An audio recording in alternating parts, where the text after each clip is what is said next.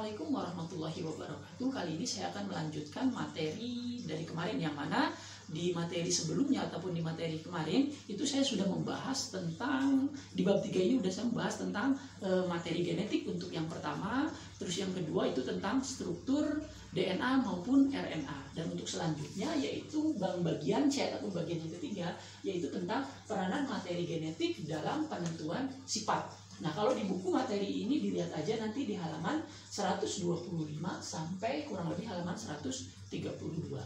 Nah, berbicara tentang materi genetik ataupun peranan dari materi genetik, yang pasti peranan suatu materi genetik itu adalah untuk mempertahankan suatu sifat agar bisa turun ke generasinya ataupun ke keturunannya, kurang lebih seperti itu ya kalau ngomongin tentang peranan. Nah, berbicara tentang penentuan sifat itu ada beberapa istilah yang harus dipahami.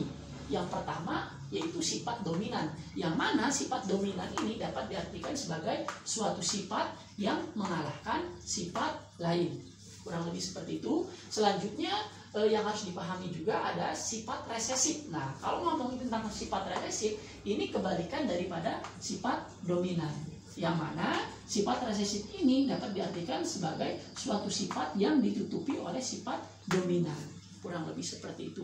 Nah, untuk lebih pahamnya mengenai tentang sifat dominan dengan sifat resesif ini, saya kasih contoh misalnya seperti ini. Seorang ayah yang berambut lurus dan seibu itu berambut keriting, sedangkan anaknya itu berambut lurus. Nih, ini artinya gen ayah ini dominan daripada gen ibu terhadap anaknya. Kenapa? Karena si rambut anak ini mengikuti ayah, bukan mengikuti ibu, sehingga jadi ya ayah ini ya sifatnya dominan, sementara ibu karena tadi dia tidak tampak ataupun ditutupi ataupun dikalahkan oleh gen ayah, dia sifatnya resesif, kurang lebih seperti itu. Terus juga nih, selain sifat dominan dan sifat resesif, ada sifat lain yang harus dipahami, ada namanya intermediate. Nah, sifat intermediate itu bisa diartikan sebagai muncul sifat baru. Maksudnya seperti ini. Kalau tadi di atas, contoh di atas kan anak ini mengikuti salah satu orang tuanya, bisa ayah ataupun bisa si ibu. Tapi kalau di sini ketika anaknya sifatnya intermediate, dia akan muncul sifat baru. Dia tidak mengikuti ayah ataupun ibu. Jadi contohnya ini. Misalnya si anak itu sifatnya intermediate, maka nanti rambut anaknya, misalnya kita berbicara tentang bentuk rambut, nanti rambutnya ikal. Kenapa ikal? Ya karena diantara ayah dan ibu, dia tidak mengikuti ayah ataupun tidak mengikuti ibu. Nah, itu maksud daripada intermediate. Nah, berbicara tentang sifat kan tadi saya udah jelaskan, kalau berbicara tentang bentuk rambut kan itu identik secara morfologi ataupun ciri-ciri fisik sehingga dapat dilihat. Nah, dalam materi genetik dalam penentuan sifat ini, sebenarnya sifat yang tampak itu bisa dinamakan sebagai fenotip. Jadi sekali lagi, sifat yang tampak itu dinamakan fenotip. Jadi nanti kalau misalnya ada soal apa yang dimaksud dengan fenotip, ya jawabannya adalah sifat yang tampak ataupun yang dapat dilihat. Nah, sebenarnya masih banyak sifat-sifat ataupun ciri-ciri fisik yang bisa diamati secara langsung selain daripada bentuk rambut. Misalnya kayak warna kulit, terus juga ada bentuk wajah. Ini kan warna kulit, bentuk wajah setiap orang itu berbeda-beda. Terus juga ada ukuran mata, ada ukuran yang mata sipit ataupun yang non sipit, kurang lebih seperti itu. Postur tubuh juga ada yang tinggi mungkin, ada yang gendut, ada yang kurus dan sebagainya. Warna iris, nah warna iris ini iris mata, ada yang hitam, ada yang biru, ada yang coklat, misalnya. Kurang lebih seperti itu. Dan masih banyak yang lain dan tidak bisa saya jelaskan. Nah, kurang lebih seperti itu kalau ngomongin tentang sifat tampak. Tapi ada juga sebenarnya sifat yang tidak tampak. Nah, sifat yang tidak tampak ini dinamakan genotip. Ini kebalikannya, kalau sifat tampak namanya fenotip, sebaliknya kalau sifat yang tidak tampak dinamakan genotip. Misalnya seperti apa? Contohnya seperti apa? Nih misalnya kayak mangga. Mangga kan ada rasa manis misalnya. Rasa manis kan tidak terlihat. Dia bisa dirasakan aja. Oleh sebab itu dia termasuk ke dalam genotip. Contoh lain misalnya ya masalah tentang rasa kecut, misalnya rasa masam, rasa pahit dan sebagainya. Pokoknya sesuatu yang tentang rasa itu termasuk ke dalam fenotip. Maksud saya genotip. Kenapa? Karena dia tidak terlihat. Kurang lebih seperti itu ya. Nah, itu kalau ngomongin tentang istilah-istilah dalam penentuan sifat. Terus untuk selanjutnya nanti dikasih aja judul kecil, kalau di buku itu tidak ada, tulis aja penulisan jumlah kromosom pada makhluk hidup.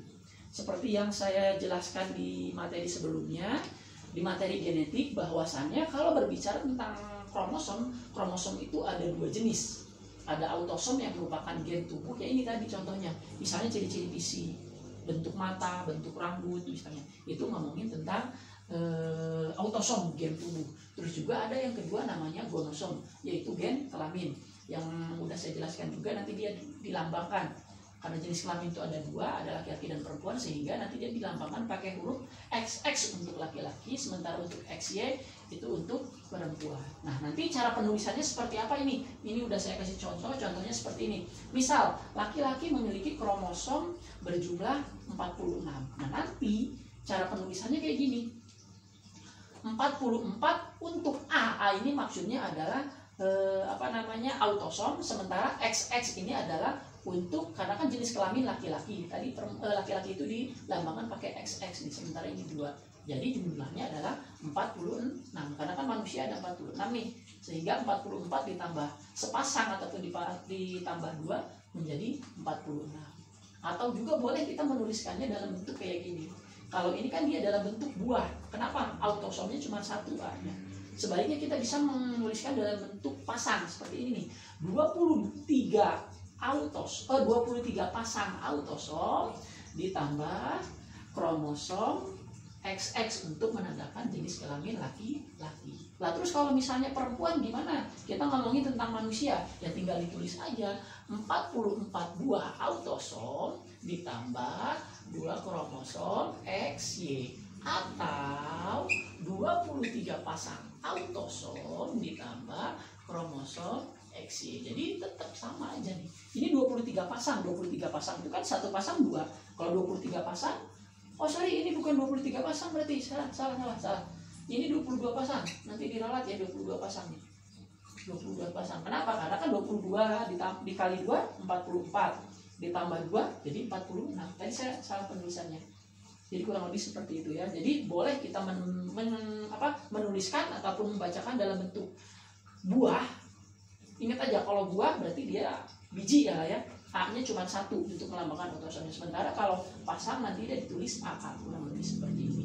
Nah, biar lebih jelasnya lagi nanti saya kasih contoh lagi. Misalnya nih, jangkrik betina memiliki 18 kromosom. Terus bagaimana cara penulisannya? Langsung aja dikurangin 2. 18 dikurang 2 kan 16. Berarti 16 pasang, ataupun 16 buah autosom ditambah, karena dia di sini betina berarti dia XY, kurang lebih seperti itu. Atau boleh kita menuliskan yang lain. Misal untuk menuliskan dalam bentuk pasang. 16 dibagi 2 berapa? 8 pasang autosom ditambah XY, kurang lebih seperti itu. Paham? Bisa dipahami? Mudah-mudahan nanti bisa dipahami ya dari contoh-contoh ini, karena ini biasanya sering banyak keluar di soal-soal juga. Oke, mungkin hanya itu saja ya untuk video kali ini. Mudah-mudahan bisa dipahami dan bisa bermanfaat pastinya. Saya akhiri, wassalamualaikum warahmatullahi wabarakatuh.